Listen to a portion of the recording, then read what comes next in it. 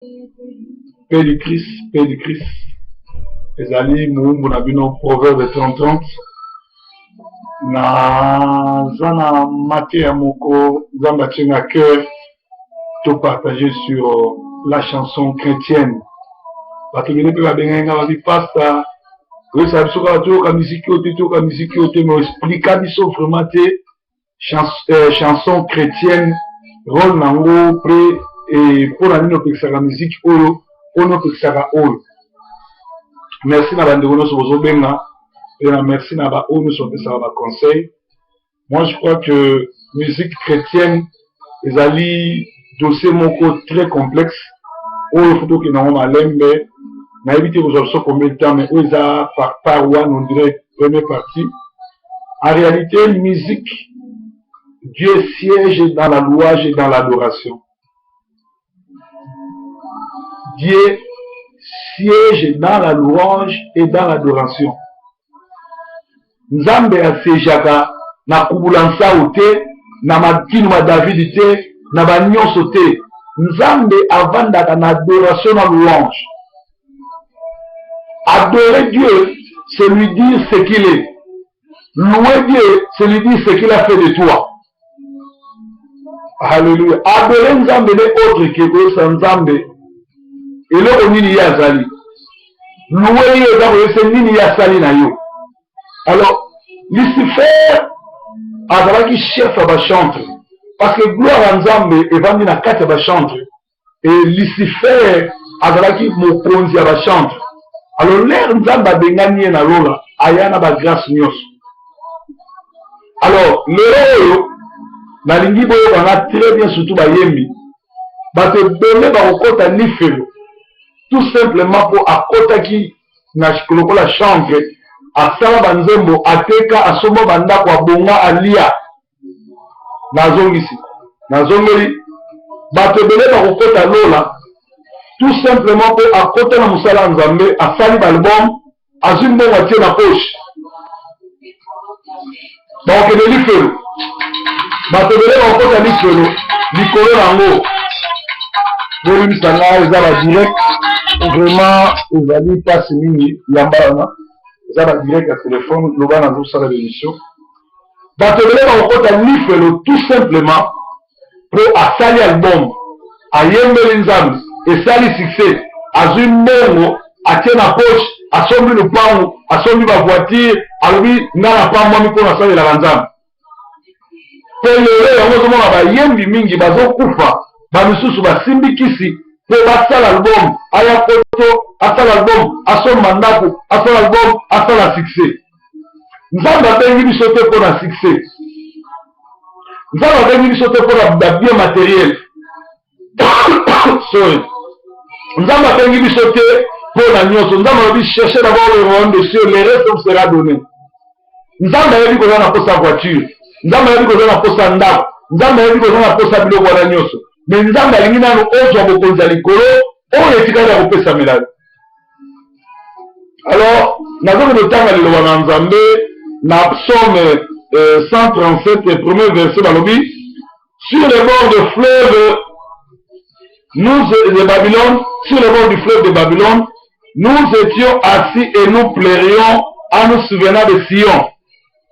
Au sol de la contrée, nous avions suspendu nos harpes. Là, nos vainqueurs nous demandèrent des chants, et nous oppressèrent la joie. Chantez-nous quelques-uns des cantiques de Sion. Comment chanterai-je les cantiques de l'Éternel sur une terre étrangère?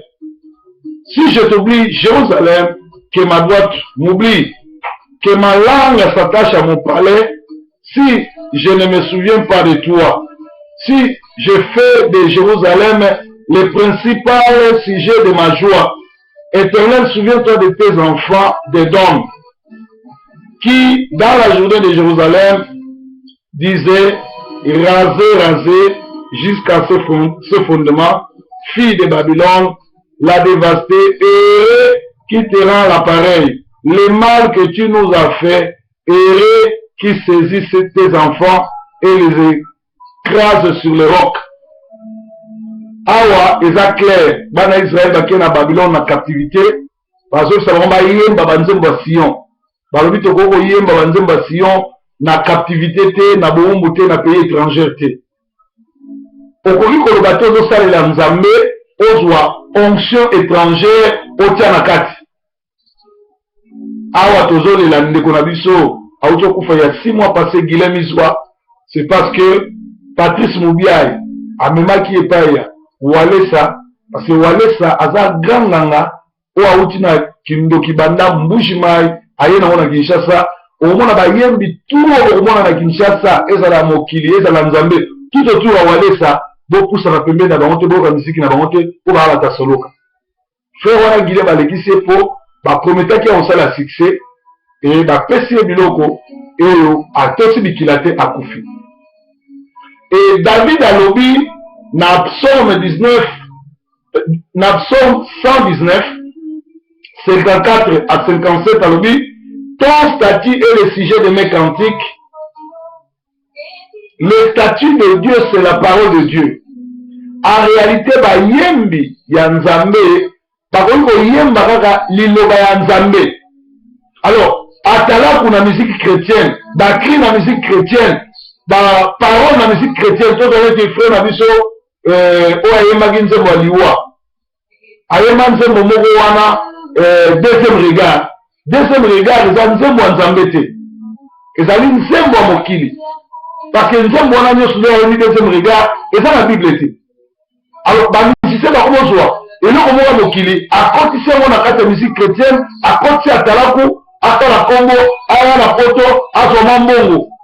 En réalité musicien ya solo ya Nzambe soko oyembi osali album okozwa 70% mbongo tu etekami to contrat osigné ozwi 70% ya mbongo wana otie na misala ya Nzambe orphelinat osali orphelinat ozosoutenir baveuve boprimé ozosoutenir baorphelin yo moko ozwa 30% mbongo ole osombeli ndako osombeli nyonso. Mais lelo bayembi na biso qu'est-ce qu'ils font bazozwa 100% ya mbongo bayembeli Nzambe ekomi ya bango babalela bamelela balela. Alléluia. Okomona bayembi na biso premier album azoluka bonzambe akoti bajene prier po album ekartonné soki kaka ekartonné pa akomi kopie mokili akomi na batala akomi végétarien akomi na bagara de corps akomi olakisa balupango akomi olakisaka azwi mais lelo azolakisaka azwi okomona même église oyo awutaki paster na ye amona na su na kilti te apesaka dimi te akomi kokende osigne bacontrat parfois jour akili te akende ekobeta na maluku na place oyo nafongoli parenthèse ekozaka foti mpe ya bapaster mingi na kati ya l'église balingi kopambola basali na Nzambe te bayembi te bayembi eza ministère mobimba bayembi baza koakompagne basali na Nzambe sa bayembi biso basali na Nzambe mosala oke malamu te ntango nyonso tu mbongo ezokota na église il faut kolongolelaka bayembi par na bango ya transport ya komela koka ya nyonso tolobaka Nzambe akopambola bino me Nzambe akopambola bino ndenge nini soki bino moko oyo boza bapaster bozopambola bayembi te. Alors lelo oyo boyembi nyonso tu azo oyemba na église azofutisa concert mbongo azo kosenga cachet po ake noyemba alakelaki mabe. Alléluia.